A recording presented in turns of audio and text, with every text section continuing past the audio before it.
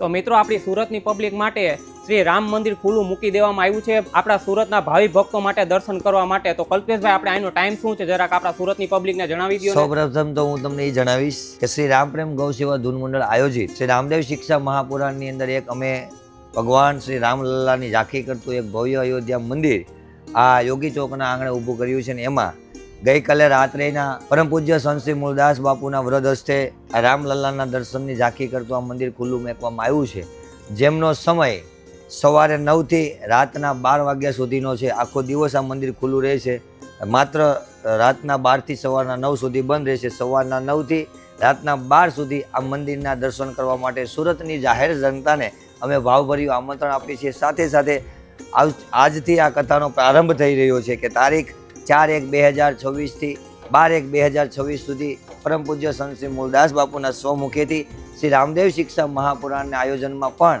આ કથાનો લાભ લેવા અને ભગવાન રામલલ્લાની ઝાંખી કરવા માટે પધારવા માટે પરમ પૂજ્ય સંત શ્રી લાલબાપાની રામમઢી અને શ્રી રામપ્રેમ ગૌસેવા ધૂન મંડળ આપ સૌને ભાવભર્યું આમંત્રણ પાઠવે છે। સીતારામ।